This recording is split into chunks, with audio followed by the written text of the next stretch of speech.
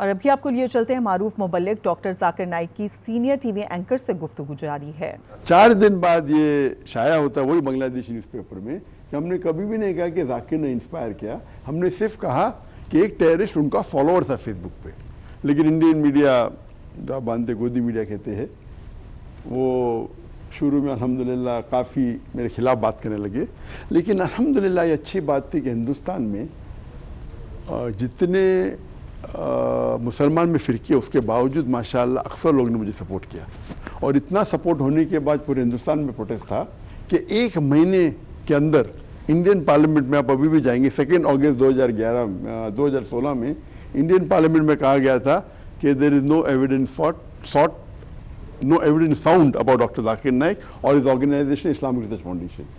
and they are not involved in any terrorist activity۔ تو یہ بولنے کے بعد سب پروٹیسٹ کم ہو گئے، لیکن ان کا ایجنڈا کچھ اور تھا۔ چند مہینے بعد نومبر میں جب ہندوستان کے مسلمانوں کو مسلم پرسنل یونیورسل مسلم پرسنل یونیفارم سول کوڈ کے چکر میں ان کو الجھایا گیا، اور اس کے درمیان ہمارا آرگنائزیشن کو بین کی۔ تو کیونکہ یہ آنسلاٹ جو میرے خلاف ہوا، اسی لیے اس وقت میں عمرہ کر رہا تھا، رمضان کا مہینہ تھا اور مکہ میں تھا، تو ہمارے جو لائرز تھے کہا کہ اب باہر ہی رہیں گے تو اچھا ہے، تو اس کے بعد میں واپس گیا۔ ایسا نہیں کہ میں چھوڑ دیا، میں باہر تھا اور اس وقت یہ ہوا، اور اس کے بعد جب الزام لگنے لگے تو پھر اس کے بعد میں واپس گیا نہیں۔ اور الحمدللہ اللہ کا فضل تھا کہ کبھی خواب و خیال میں نہیں سوچا تھا کہ یہ الزام مجھ پہ لگے گا آن ٹیررزم۔ اور ان نے پھر درخواست کی انٹرپول سے 2017 میں کہ میرے خلاف ریڈ کارنر نوٹس ضائع کیا جائے، RCN ریڈ کارنر نوٹس۔ تو انٹرپول نے کہا یہ بالکل بے بنیاد ہے، یہ پولیٹیکل ہے، اٹ از رانگ۔ پھر 1.5 سال بعد 2019 میں پھر سے درخواست کی، اور تو انہوں نے نکال دیا یہ کیا Zakir Naik terrorist heat speech کے بارے میں، اور ہیٹ سپیچ کی کوئی کنٹینٹ پیراگراف کوٹ کر کے انہوں نے پیش کیا انٹرپول کو۔ تو انٹرپول نے بولا کہ یہ ہیٹ سپیچ میں آتا نہیں، اس کو درخواست کو بھی مسلط کر دیا۔ اس کے بعد پھر 2021 میں ایک نیا انٹرپول کا ریکویسٹ تھا منی لانڈرنگ، کہ ذاکر نائک منی لانڈرنگ کر رہے ہیں، اور Interpol gave a very strong notice saying he is a religious speaker, he has the right to speak about his religion, he has the right to collect funds if he wants to collect funds, he is doing as per the law of the country,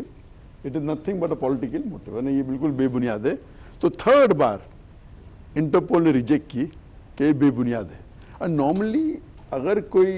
government کوئی مسلمان کے خلاف terrorism کے اوپر اگر کرتی ہے کہ نوٹس کرو، تو 99% میں لائرز کہتے کہ کر دیتے، لیکن چونکہ میرے اتنے تقریر موجود تھے انٹرنیٹ پہ، اٹ واز obvious، تو الحمدللہ وہ ناکامیاب بھی۔ تو اسی وجہ سے باہر تو الحمدللہ اللہ کے فضل سے کوئی تکلیف نہیں، لیکن اس کی وجہ سے ہجرت کرنے پڑا، اور اللہ کے فضل سے تقریباً 15 ممالک، ان کے نام نہیں لوں گا، وہ چاہتے تھے کہ میں آ کے وہاں سیٹل ہو جاؤں تاکہ وہ مجھے سٹیزن شپ دے۔ اور یہ 15 ممالک سے میں میرے خود کے ریسرچ کے مطابق میرے نزدیک ملیشیا جتنے بھی مسلمان ممالک ہے جو بھی فی الحال ہے، میرے نزدیک سب سے بہتر تھا۔ اینڈ ملیشیا ایک میرے نزدیک جتنے میں ٹریول کیا ہوں is one of the few countries جہاں اوپنلی مسلمان بات کر سکتے in support of the Islamic cause, whether it be Palestine, whether it be Rohingya,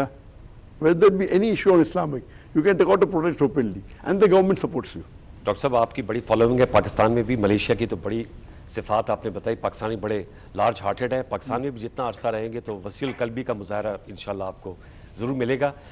ادیان کا تقابل آپ کا جو ایکسپرٹیز ہے، ایک ڈاکٹر صاحب ہم اکثر پڑھتے ہیں سیمول ہنٹنگٹن کی تھیوری ہے کلیش آف سیولائزیشن،